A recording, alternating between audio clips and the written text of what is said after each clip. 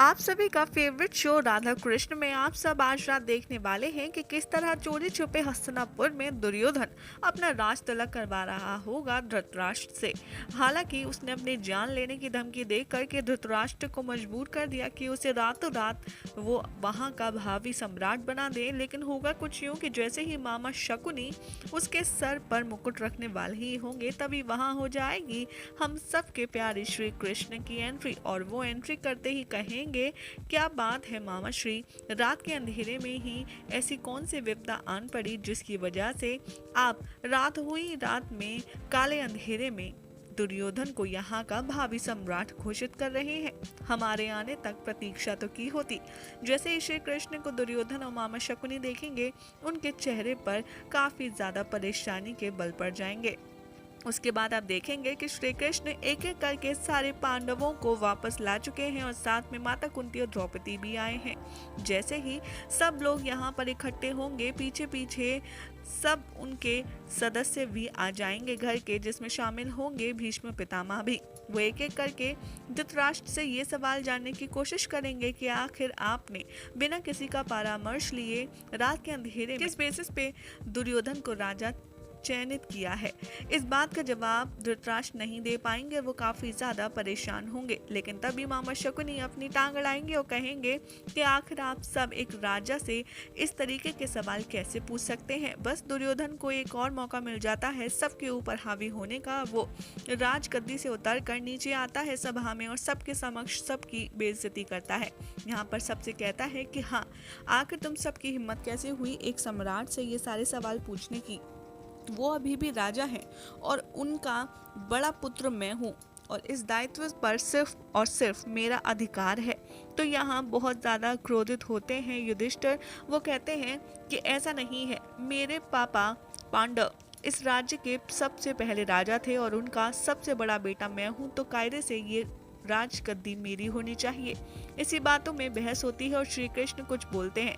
जैसे ही कृष्ण कुछ कहते हैं दुर्योधन से वो उनकी बेइज्जती करता है और कहता है कि आखिर आपको बोलने का हम सब के फैमिली मैटर में किसने हक दिया। आप सिर्फ यहाँ पर एक अतिथि के रूप से आए हैं और आप बाहर वाले हैं, तो इसलिए आप अपना परामर्श और आप अपनी समझ अपने पास रखें।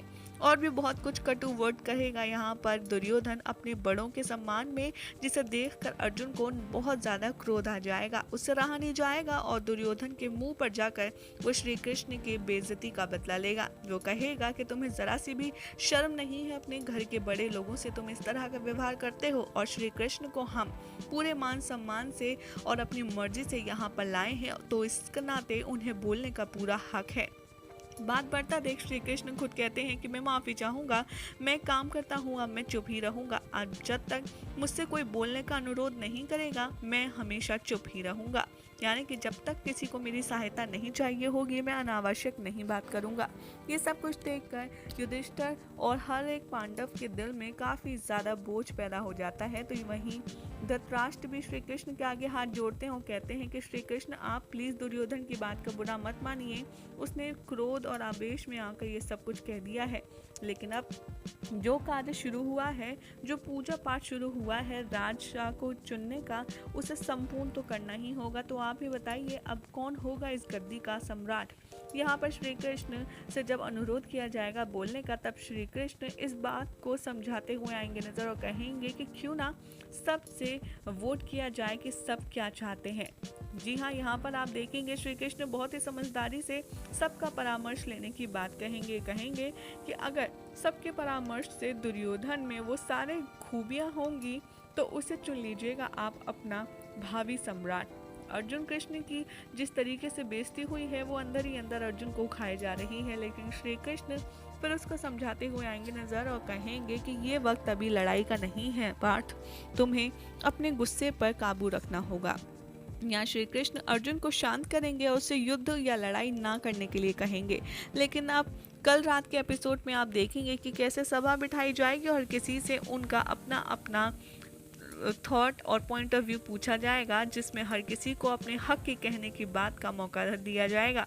लेकिन यहाँ जब बारी आएगी अर्जुन की तो वो अपना हक मांगने से हिचकिचाएगा, तो दूसरी तरफ श्री कृष्ण ये कहते आएंगे नजर कि उठो पार्थ और बोलो, यही है तुम्हारे हक मांगने का सही फैसला, सही मौका।